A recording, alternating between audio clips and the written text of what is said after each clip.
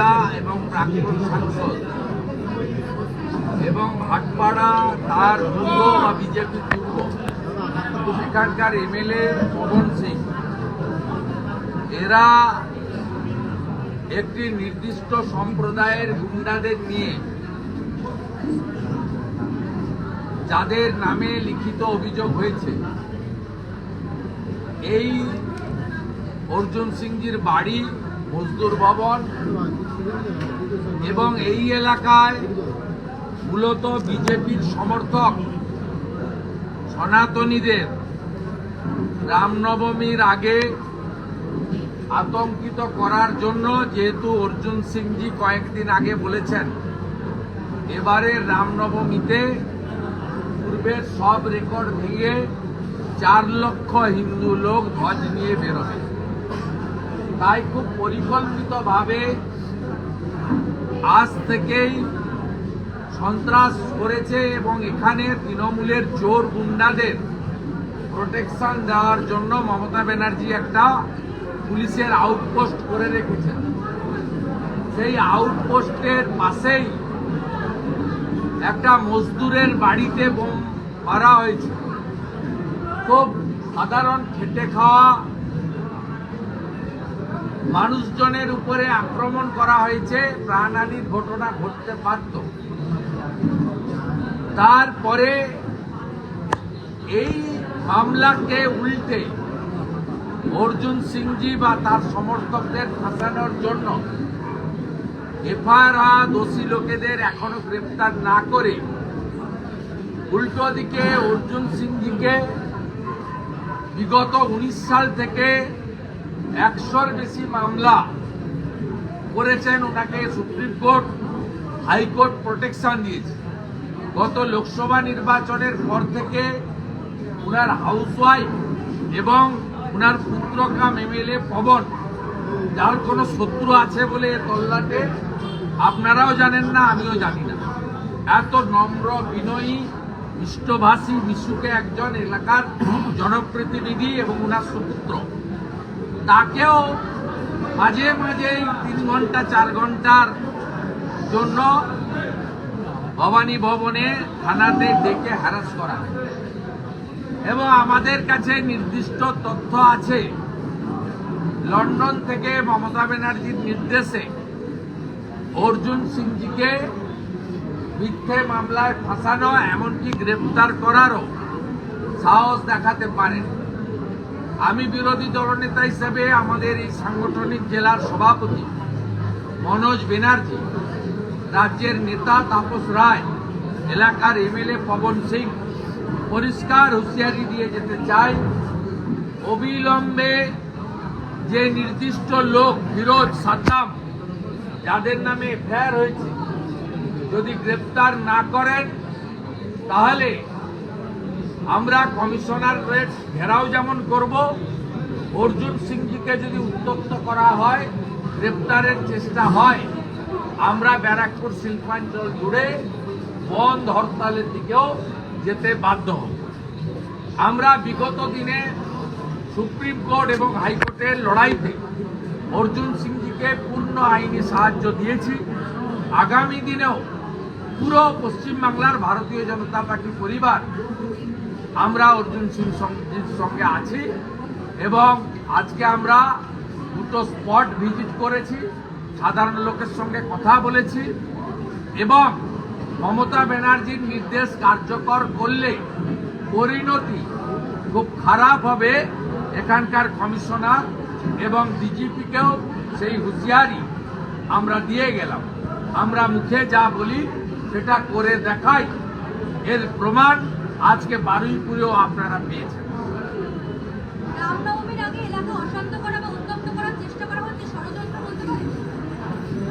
শুনুন, বাংলাদেশের ঘটনা, সরস্বতী পুজোর আক্রমণ, সর্বোপরি আজকে মালদার মোথাবাড়িতে যা ঘটেছে, আপনি এই ভিডিওগুলো দেখলে বলছে, আমি এদেরকে র্যাডিক্যালি বলবো, বলছে যে পুলিশ গুলি করবে না, বলছে হিন্দু শূন্য করতে হবে। এই কোন রাজ্যে আমরা বসবাস করি?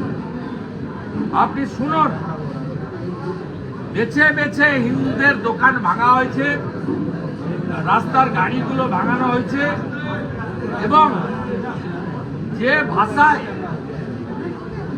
এই লুম্পেনরা করছে, এবং প্রথমে পুলিশ ছিল না, পরে পৌঁছেছে, এখানেও সেম মডেল। রামনবমীকে কেন্দ্র করে অর্জুন সিংজি একটা বড় ক্যাম্পেইন করছেন, সনাতনী রাষ্ট্রবাদীদেরকে ঐক্যবদ্ধ করছেন। তাই এই ঘটনা তৃণমূল কংগ্রেস পুলিশ যৌথ চক্রান্তের ফসল বলে আমরা মনে করি। একের পর এক অর্জুন সিংকে ফাঁসানোর রীতিমতো চেষ্টা চলছে তৃণমূল কংগ্রেস থেকে, কি বলবেন? যে এর আগেও অর্জুন সিংয়ের বাড়িতে বোমা মেরেছিল নমিত সিং, এই নামটাই বারবার উঠে আসছে। শুনুন, হাইকোর্টে মামলা পেন্ডিং আছে, উনি সিবিআই এনআইএ তদন্ত চেয়েছেন। আমরা কিছুদিন দেখবো, হাইকোর্ট যদি ডিসপোজার না করে আমরা সুপ্রিম কোর্টে মামলা নিয়ে যাব। আবারও বলি, প্রিয়াঙ্কু পান্ডের উপরে আক্রমণের ঘটনা এনআইএ তদন্ত করছে। অর্জুন সিংজির উপরও বারে বারে যে ঘটনাগুলো ঘটেছে, এর পিছনে রাষ্ট্রবিরোধী শক্তি আছে। বাংলাদেশের জামাতের হাত দিয়ে অস্ত্র আসছে, তাই আমরা এনআইএ দাবি করে আইনি লড়াই করব।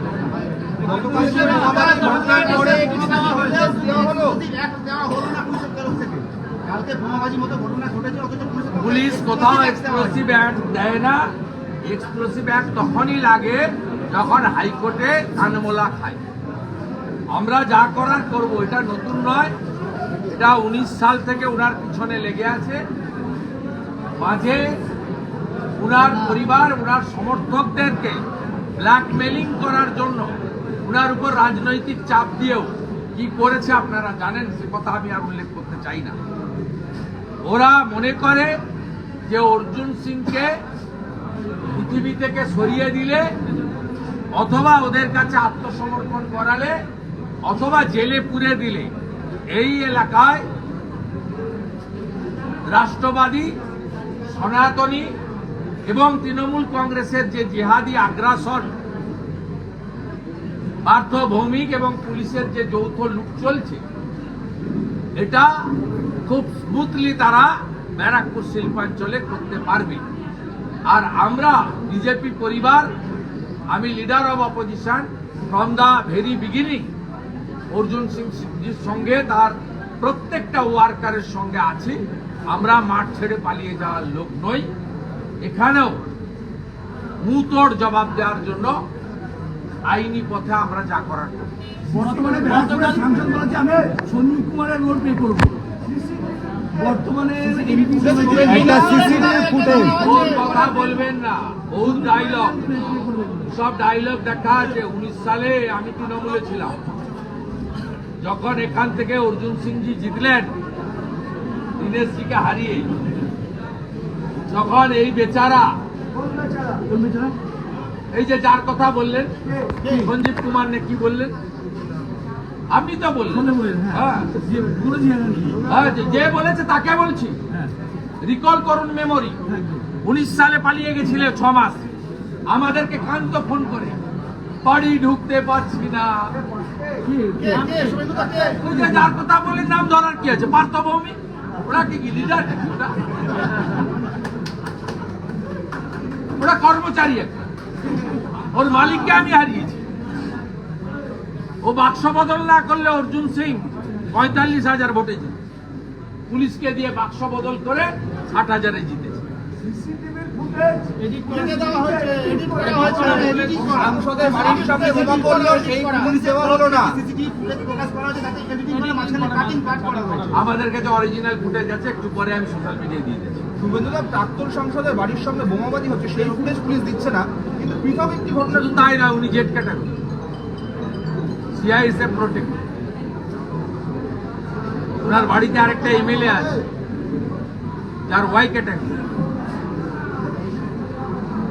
মমতা ব্যানার্জি রাজনৈতিক যাত্রা শুরুর আগে থেকে এই পরিবার রাজনীতি করে।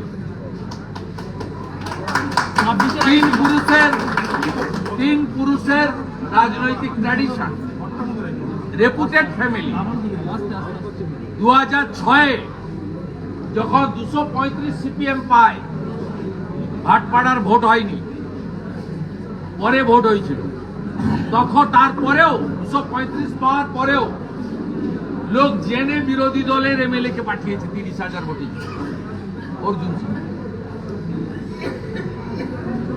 এই ফ্যামিলির সঙ্গে যারা পাঙ্গা নিবে, ব্যারাকপুর ভাটপাড়ার লোক তাকে তছনছ করে দেবে ডেমোক্রেটিক হয়ে। এইসব ভয় দেখাবেন না। মমতা ব্যানার্জির রাজনীতি যতদিন, তার অনেক থেকেও বেশি এই পরিবারের রাজনীতি এবং কন্ট্রিবিউশন। 26 তো আছে, এখন মূল উদ্দেশ্য হচ্ছে রামনবমী মন্ডল করা।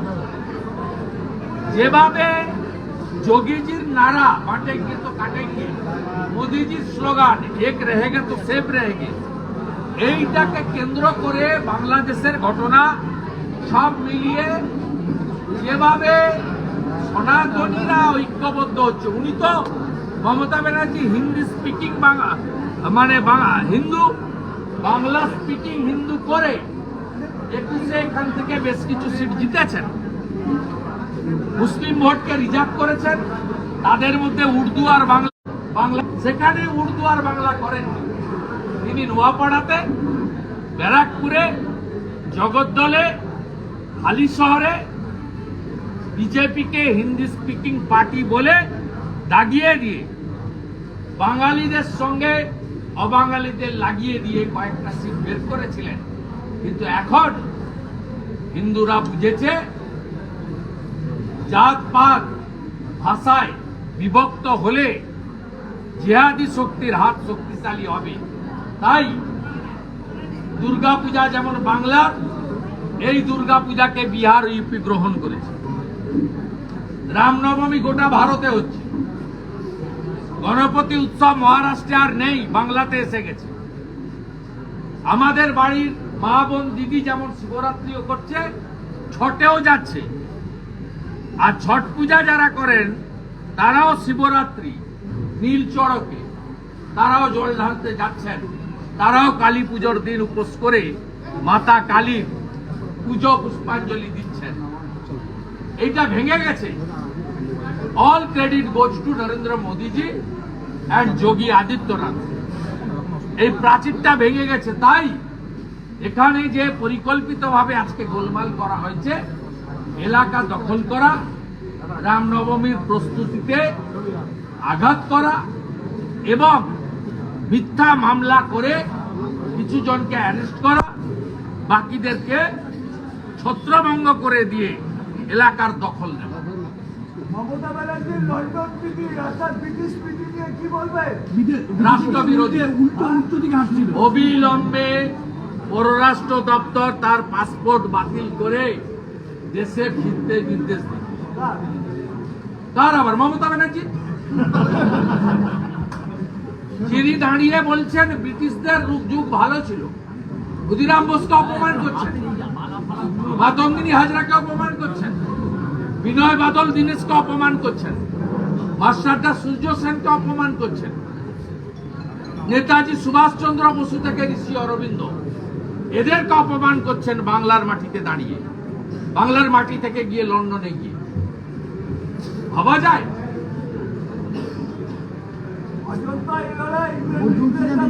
মমতা ব্যানার্জি জগিং করতে বেরিয়ে হোটেলে উল্টো দিকে হাঁটছিলেন। বাদ দেন, পাগল ছাগলের কথা। শুভেন্দুদা, এর শেষ কোথায়? শুভেন্দুদা, এর শেষ কোথায়? এর শেষ কোথায়? শেষ সেদিনই হবে। আমি যে কাজটা নন্দীগ্রামে করেছি, আপনাদের সেই কাজটা বাংলার মানুষকে করতে হবে। মমতা ব্যানার্জি প্রাক্তন মুখ্যমন্ত্রী হবে আর ভাইপো জেলে যাবে, সেদিনই এর মুক্তি হবে, পার্মানেন্ট সলিউশন। থ্যাংক ইউ দাদা।